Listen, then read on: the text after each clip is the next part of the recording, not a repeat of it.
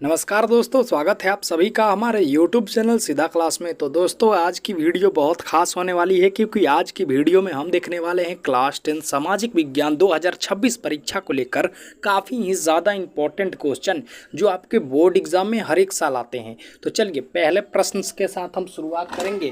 पहला प्रश्न हमारा क्या बोलता है कि पलासी का युद्ध कब हुआ था। तो हमारा ए ऑप्शन है 1757, बी ऑप्शन है 1761 और सी ऑप्शन है हमारा 1857 और डी ऑप्शन है 1764। तो जल्दी से बताइए मेरे दोस्त कि पलासी का युद्ध कब हुआ था। तो आपको याद रख लेना है कि पलासी का युद्ध 1757 में हुआ था। तो हमारा ये ऑप्शन बिल्कुल ही सही हो जाएगा। सारे प्रश्न काफ़ी ही ज़्यादा इंपॉर्टेंट है और हाँ, वीडियो के अंत में आपको करना है कमेंट कि आपका कितना सही हुआ। तो चलिए दूसरा प्रश्न देखते हैं। ये भी काफ़ी ही ज़्यादा इंपॉर्टेंट क्वेश्चन है आपके बोर्ड के हिसाब से। तो देखिए दूसरा प्रश्न क्या बोलता है। 1857 की क्रांति के समय बहादुर शाह जाफर कहाँ के सम्राट थे। जब 1857 में क्रांति हुआ था तब बहादुर शाह जाफर कहाँ के सम्राट थे। ए ऑप्शन है दिल्ली के, बी ऑप्शन है कानपुर के, सी ऑप्शन है मेरठ के, डी ऑप्शन है लखनऊ के। तो जल्दी से बताइए कि 1857 के क्रांति के दौरान बहादुर शाह जफर कहाँ के सम्राट थे। तो दिल्ली के सम्राट थे। तो हमारा ये ऑप्शन बिल्कुल ही सही हो जाएगा। ये देखते हैं तीसरे प्रश्न को। तीसरा प्रश्न क्या बोलता है। महात्मा गांधी ने सत्याग्रह का पहला प्रयोग कहाँ किया। तो जल्दी बताइए कि महात्मा गांधी ने सत्याग्रह का पहला प्रयोग कहाँ किया। तो ये ऑप्शन है दक्षिण अफ्रीका में, बी ऑप्शन है चंपारण में, सी ऑप्शन है अहमदाबाद में, डी ऑप्शन है खेड़ा में। तो जल्दी से बताइए महात्मा गांधी ने सत्याग्रह का पहला प्रयोग कहाँ किया। तो महात्मा गांधी ने सत्याग्रह का पहला प्रयोग आपको याद रख लेना है कि दक्षिण अफ्रीका में किया। तो हमारा ये ऑप्शन बिल्कुल ही सही हो जाएगा। ये देखते हैं दूसरे प्रश्न को। चौथा प्रश्न, सॉरी माय मिस्टेक। असहयोग आंदोलन कब शुरू हुआ। जल्दी बताइए असहयोग आंदोलन कब शुरू हुआ। ए ऑप्शन है 1919 में, बी ऑप्शन है 1920 में, सी ऑप्शन है 1930 में, डी ऑप्शन है 1942 में। तो बताइए मेरे दोस्त कि असहयोग आंदोलन कब शुरू हुआ। काफ़ी ही ज़्यादा इंपॉर्टेंट क्वेश्चन है। तो आपको याद कर लेना है कि असहयोग आंदोलन 1920 में शुरू हुआ। तो हमारा बी ऑप्शन बिल्कुल ही सही हो जाएगा। आइए देखते हैं अगले प्रश्न को। अगला प्रश्न क्या बोलता है। सविनय अवज्ञा आंदोलन की शुरुआत किसने की। मतलब आपको बताना है जो सविनय अवज्ञा आंदोलन था इसकी शुरुआत किसने की थी। ए ऑप्शन है बाल गंगाधर तिलक और बी ऑप्शन है महात्मा गांधी, सी ऑप्शन है सुभाष चंद्र बोस और डी ऑप्शन है भगत सिंह। तो जल्दी से बताइए सविनय अवज्ञा आंदोलन की शुरुआत किसने की। तो आपको याद रख लेना है कि सविनय अवज्ञा आंदोलन की शुरुआत महात्मा गांधी ने की। तो हमारा बी ऑप्शन बिल्कुल ही सही हो जाएगा। ये देखते हैं अगले प्रश्न को। अगला प्रश्न क्या बोलता है। भारत का सबसे बड़ा क्षेत्रफल की दृष्टि से कौन सा है। आपको बताना है कि भारत का कौन सा राज्य बड़ा है, वो किसकी दृष्टि से, क्षेत्रफल की दृष्टि से, ना कि आबादी की दृष्टि से। तो हमारा ए ऑप्शन है उत्तर प्रदेश, बी ऑप्शन है मध्य प्रदेश, सी ऑप्शन है राजस्थान, डी ऑप्शन है महाराष्ट्र। तो देखिए भैया क्षेत्रफल के हिसाब से मतलब एरिया के हिसाब से राजस्थान भारत का सबसे बड़ा राज्य है। लेकिन यही बात होती आबादी के हिसाब से कि कहाँ पे ज़्यादा लोग रहते हैं तो हमारा उत्तर प्रदेश बिल्कुल सही हो जाता। तो आइए देखते हैं अब सातवें प्रश्न को। सातवां प्रश्न क्या बोलता है। भारत में सर्वाधिक चावल कहाँ उत्पादित होता है। मतलब भारत में कहाँ सबसे ज़्यादा चावल उगाया जाता है। ये ऑप्शन है पंजाब में, बिहार में, बी ऑप्शन है पंजाब में, सी ऑप्शन है पश्चिम बंगाल में, डी ऑप्शन है तमिलनाडु में।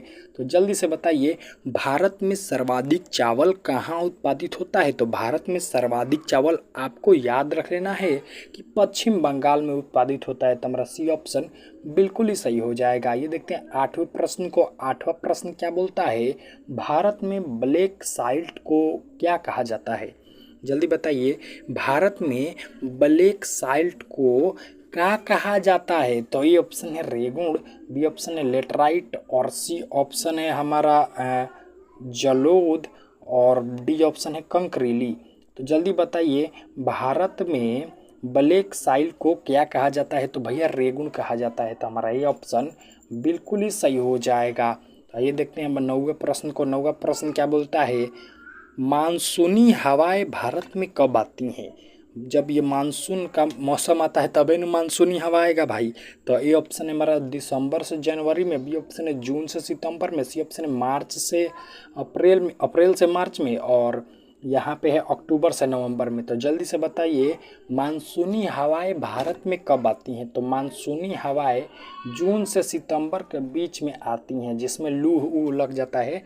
यही भैया महीना बहुत खतरनाक होता है। तो आइए देखते हैं अब अगले प्रश्न को। अगला प्रश्न क्या बोलता है? बहुत ही ज़्यादा इंपॉर्टेंट क्वेश्चन, कई बारी तो आपके बोर्ड एग्जाम में पूछा गया है कि भाखड़ा नांगल बांध किस नदी पर है? ये ऑप्शन है ये गंगा, और बी ऑप्शन है यमुना, सी ऑप्शन है सतलज, डी ऑप्शन है गोदावरी। तो जल्दी से बताइए भाखड़ा नंगल बांध किस नदी पर है? तो भाखड़ा नंगल बांध आपको याद रख लेना है कि सतलुज नदी पर है। तो हमारा सी ऑप्शन बिल्कुल ही सही हो जाएगा। ये देखते हैं 11वें प्रश्न को। 11वां प्रश्न भी काफ़ी ही ज़्यादा इंपॉर्टेंट है कि भारत का संविधान कब लागू हुआ? ये ऑप्शन है 15 अगस्त 1947 को, और बी ऑप्शन है 26 जनवरी 1950 को, सी ऑप्शन है 2 अक्टूबर 1949 को, डी ऑप्शन है 26 नवंबर 1949 को। तो जल्दी बताइए भारत का संविधान कब लागू हुआ? तो भारत का संविधान आपको याद रख लेना है जब गणतंत्र दिवस कहते हैं, रिपब्लिक डे।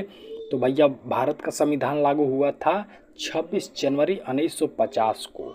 तो हमारा बी ऑप्शन बिल्कुल ही सही हो जाएगा। ये देखते हैं अगले प्रश्न को। अगला प्रश्न क्या बोलता है? भारत का राष्ट्रपति कौन होता है? जल्दी बताइए भारत का राष्ट्रपति कौन होता है? तो भारत का राष्ट्रपति कार्यपालिका प्रमुख होता है। तो हमारा ये ऑप्शन बिल्कुल ही सही हो जाएगा। ये देखते हैं 13वें प्रश्न को। 13वां प्रश्न क्या बोलता है? संसद के 2 सदनों को क्या कहते हैं?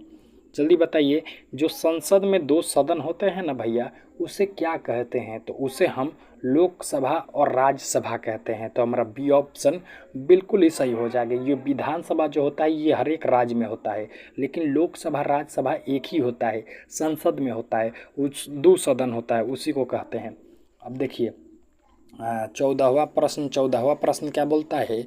मतदान की न्यूनतम आयु कितनी होती है? मतलब आपको अगर वोट देना है, मतदान करना है, तो आपका उम्र कितना होना चाहिए कि आप दे सकते हैं? तो ये ऑप्शन है 21 वर्ष, बी ऑप्शन है 16 वर्ष, और सी ऑप्शन है 25 वर्ष, और डी ऑप्शन है 18 वर्ष। यदि आपका उम्र 18 वर्ष से ऊपर है तब आप वोट देने के काबिल हैं ये भारत में। तो हमारा जो डी ऑप्शन होगा वो बिल्कुल ही सही हो जाएगा। ये देखते हैं 15वें प्रश्न को। 15वां प्रश्न क्या बोलता है? मौलिक अधिकार किस भाग में है? तो जल्दी बताइए मौलिक अधिकार किस भाग में है? तो मौलिक अधिकार भाग 3 में है। तो हमारा सी ऑप्शन बिल्कुल ही सही हो जाएगा। ये देखते हैं 16वें प्रश्न को। 16वां प्रश्न क्या बोलता है? रूस के संसद को क्या कहते हैं? जैसे भारत की संसद को हम पार्लियामेंट कहते हैं ना, वैसे ही रूस में भी संसद होता है, वहाँ भी भैया सांसद होता है। तो रूस की संसद को हम ड्यूमा कहते हैं। क्या कहते हैं? ड्यूमा। तो हमारा सी ऑप्शन बिल्कुल ही सही हो जाएगा। ये देखते हैं 17वें प्रश्न को। 17वां प्रश्न क्या बोलता है? मानव पूंजी का अर्थ क्या है? आपको बताना है मानव पूंजी का क्या अर्थ है। ऑप्शन है मशीन, बी ऑप्शन जमीन, और सी ऑप्शन है प्रशिक्षित श्रमिक, और डी ऑप्शन है पूंजीपति। तो जल्दी बताइए मानव पूंजी का अर्थ है। तो मानव पूंजी का अर्थ है प्रशिक्षित श्रमिक। तो हमारा सी ऑप्शन बिल्कुल ही सही हो जाएगा। ये देखते हैं 18वें प्रश्न को। 18वां प्रश्न क्या बोलता है? बेरोजगारी किसे कहते हैं? जल्दी बताइए कि बेरोजगार, भले यहाँ पे थोड़ा बेरोजगारी लिखा गया लेकिन बेरोजगार होगा, कि बेरोजगार किसे कहते हैं? तो बेरोजगार हम शिक्षित लेकिन काम रहित व्यक्ति को, जिसके पास भैया शिक्षा तो है, सब चीज़ के बारे में जानकारी तो है, लेकिन भैया उसके पास काम नहीं है, उसी को हम बेरोजगारी कहते हैं। तो हमारा सी ऑप्शन बिल्कुल ही सही हो जाएगा। ये देखते हैं 19वें प्रश्न को। 19वां प्रश्न क्या बोलता है? प्राथमिक क्षेत्र में कौन सा कार्य आता है? जो प्राथमिक क्षेत्र होता है उसमें कौन सा कार्य आता है? ऑप्शन है उद्योग, बी ऑप्शन है बैंकिंग, सी ऑप्शन है कृषि, डी ऑप्शन है व्यापार। तो भैया जो भारत में प्राथमिक क्षेत्र है उसके अंतर्गत कृषि आता है। तो हमारा सी ऑप्शन बिल्कुल ही सही हो जाएगा। ये देखते हैं 20वें प्रश्न को। 20वां प्रश्न भी काफ़ी ही ज़्यादा इंपॉर्टेंट है। क्षेत्र को क्या कहते हैं? तो भैया जैसे कृषि क्षेत्र को हम प्राथमिक क्षेत्र कहते हैं, वैसे ही सेवा क्षेत्र को हम तृतीय क्षेत्र कहते हैं, तो हमारा सी ऑप्शन बिल्कुल ही सही हो जाएगा। इस साथ आज की इस वीवीआई ऑब्जेक्टिव क्वेश्चन का सेशन होता है समाप्त। मिलते हैं आपसे कल एक नए ऑब्जेक्टिव वीडियो के साथ। तब तक आप हमारे चैनल सीधा क्लास को सब्सक्राइब कर दीजिएगा और अपने दोस्तों में भी शेयर कीजिएगा। और हाँ, कमेंट जरूर कीजिएगा आपका कितना सही हुआ जी। धन्यवाद।